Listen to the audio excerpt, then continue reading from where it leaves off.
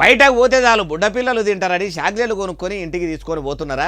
అట్లగిట్లా చేస్తే పైసలు పెట్టి మరీ మీ పిల్లల పానాలు మీరే తీసిన వాళ్ళు అవుతారు. అగో ఎందుకే బాలన్న ఎప్పుడో ఒకటి తింటే ఏమవుతుంది అంటారా?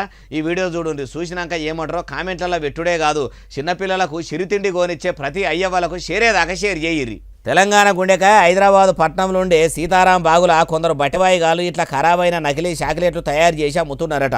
డేట్ అయిపోయిన వస్తువులు వాడుకుంటా అడ్డం దొడ్డం చాక్లెట్లు తయారు చేసుకుంటా పెద్ద పెద్ద కంపెనీల పేర్లు పెట్టుకుంటా మార్కెట్లకు దొంగతనంగా ఇడిచిపెడుతున్నారట.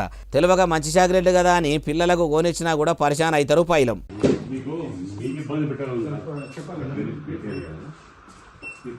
ఈ డూప్లికేట్ చాక్లెట్ల బాగోతా అని హెచ్పాస్ట్ పోలీసులు ఫుడ్ సేఫ్టీ ఆఫీసర్లు అందరూ కలిసి బయట పెట్టిరట. అట్లా అడ్డమైనవి తయారు చేస్తున్న బద్మాషిగాలను పట్టుకున్నారట.